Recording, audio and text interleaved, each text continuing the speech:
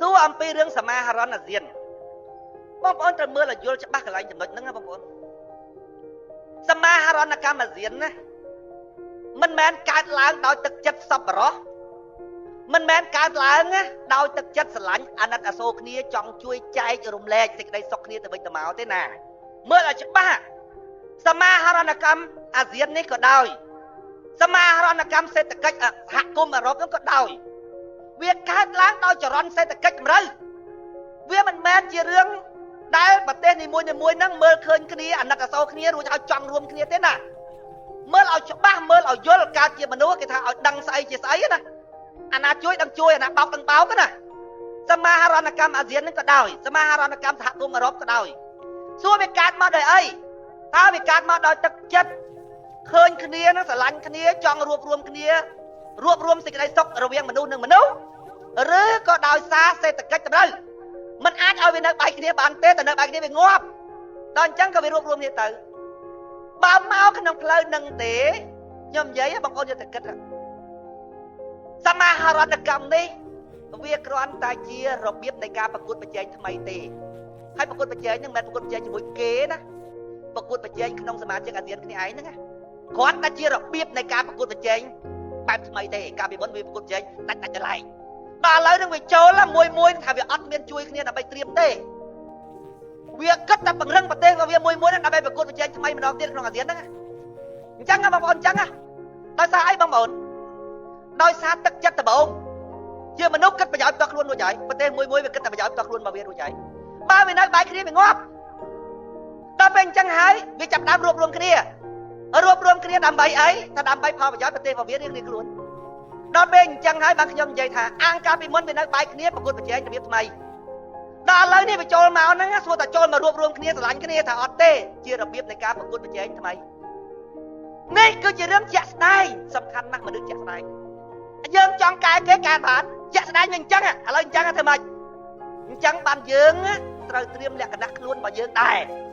បើយើងចង់ធ្វើល្អជាមួយគេចង់ឲ្យគេមកតាមយើងយ៉ាងម៉េចសំខាន់បំផុតគឺយើងត្រូវខ្លាំងខ្លួនយើងសិនធ្វើម៉េចឲ្យយើងវាខ្លាំងសិនដល់យើងខ្លាំងហើយយើងអាចបបិលគេទៅតាមអ្វីដែលយើងចង់បានណាបើយើងបបិលគេទៅអាក្រក់តាមផលប្រយោជន៍របស់យើងបបិលឲ្យគេទៅជាអ្វីមួយដែលយើងចង់បានហើយជាផលប្រយោជន៍របស់យើងអានឹងយើងនឹងខូច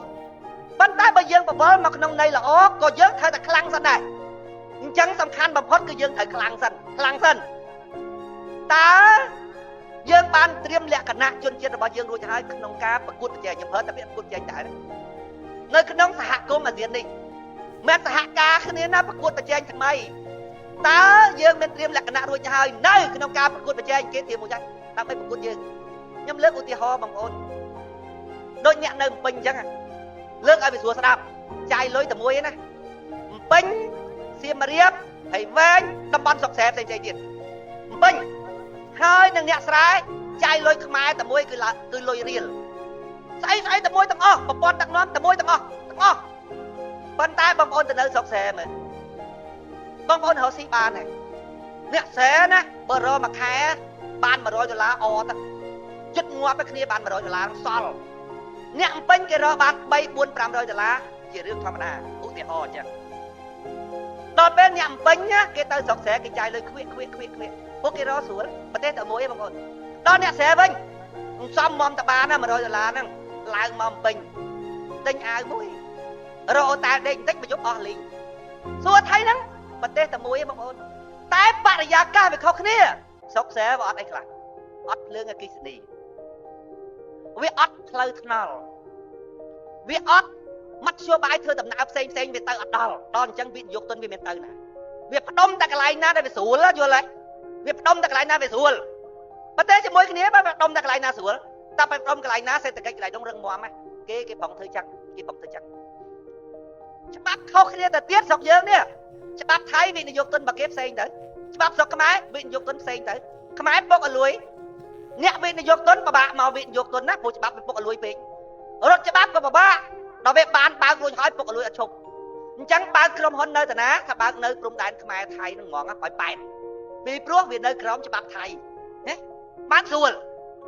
ហេតុអីបានបើកទៅនឹងថាទុកយកមកលក់ឲ្យស្រុកខ្មែរពីព្រោះបើកពុនហើយព្រំដែនវាអត់មានពុនណាផលិតរួចហើយដឹកប៊ូមកស្រុកខ្មែរមក ពីព្រោះបរិយាកាសកន្លែងនោះដូចពេញចឹងវាស្រួល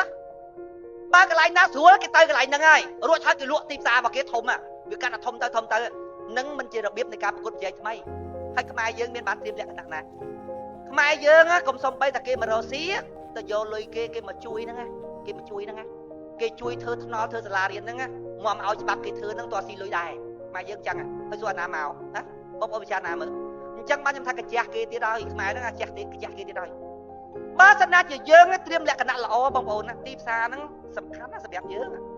ពីព្រោះកាលពីមុនណាយើងលក់បានតែប៉ុណ្ណឹងក្នុងចំណោមគ្នាយើងព្រោះអីថាយើងនាំទៅថៃនាំទៅសិង្ហបុរីនាំទៅម៉ាឡេគេយកពន្ធដល់ពេលគេបើកពន្ធនៅក្នុងទីផ្សារវាមិនធំប៉ុន្តែតើយើងមានតំណែងនាំទៅលក់ឲ្យគេអត់ណាតំណែងនាំទៅលក់អាម៉េចបើភ្លើងយើងវាថ្លៃសាំងយើងវាថ្លៃពើពុកកលួយក៏វាពិបាកទៅទៀតហើយធនធានមនុស្សរបស់យើងវាអត់ទៅខ្លាំងបច្ចេកទេសរបស់យើងវាអត់ដល់ពេលអញ្ចឹងសួរថាវិនិយោគទុនណាមកវិនិយោគទុនស្រុកយើងវាអត់មកទេវាវិនិយោគទុនក្បែរព្រំដែនយើងនោះរួចហើយវានាំចូលមកលក់នៅស្រុកខ្មែរហ្នឹងព្រោះទីផ្សារបើកហើយអញ្ចឹងសួរថាតើសមាហរណកម្មអាស៊ានហ្នឹងវាមិនខ្ញុំថាជារបៀបនៃការប្រកួតប្រជែងថ្មីសំខាន់បំផុតទៅបើយើងចង់អាស៊ានហ្នឹងល្អយើងត្រូវខ្លាំងខ្លួនយើងមុនសិនខ្លាំងហើយដោយអាល្លឺម៉ង់អញ្ចឹងមកសហគមន៍អឺរ៉ុបបងប្អូនបើកមកចំណេញអាល្លឺម៉ង់ចំណេញចិត្តងាប់ហើយពីព្រោះខឿនសេដ្ឋកិច្ចរបស់វារឹងមាំនៅកន្លែងនោះតែបងប្អូនខឿនសេដ្ឋកិច្ចរបស់វារឹងមាំអាល្លឺម៉ង់គឺរឹងមាំណាស់ក្នុងសហគមន៍អឺរ៉ុបអញ្ចឹងបានឥឡូវសហគមន៍អឺរ៉ុបហ្នឹងបើគិតពីប្រជាពលរដ្ឋវិញកុំធ្វើប្រជាមតិនៅប្រទេសណាមួយសឹងតែថាសមាជិកសហគមន៍អឺរ៉ុបទាំងអស់ឲ្យតែធ្វើមតិប្រជាពលរដ្ឋធ្វើប្រជាមតិប្រជាពលរដ្ឋគឺសំបែកពីសហគមន៍អឺរ៉ុបវិញទាំងអស់ប៉ុន្តែមេដឹកនាំវាអត់ព្រមមេដឹកនាំប៉ុន្តែបើធ្វើប្រជាមតិមហាជនវិញគឺចេញទាំងអស់បងប្អូនចេញទាំងអស់អង់គ្លេសថាថ្ងៃចូលជើងមួយចេញជើងមួយវាព្រមចូលសុខសោះព្រោះអីពីព្រោះជារបៀបនៃការប្រកួតប្រជែងថ្មីបានចំណេញជាងគេតែអាល្លឺម៉ង់នឹងឯងពីព្រោះខឿនសេដ្ឋកិច្ចរបស់វារឹងមាំណាស់នៅកន្លែងនោះវាធ្វើម៉េចទាញយកវិនិយោគទុនទាំងអស់នៅគ្រប់កន្លែងសហគមន៍អឺរ៉ុបហ្នឹងឲ្យចូលទៅកន្លែងវាពីព្រោះស្អីវាបានត្រៀមលក្ខណៈទុកមួយជាស្រេចឲ្យចូលប្រទេសខ្មែររបស់យើងអាកន្លែងហ្នឹងបងប្អូនវាពឹងផ្អែកទៅលើយើងម្នាក់ជាអ្នកយល់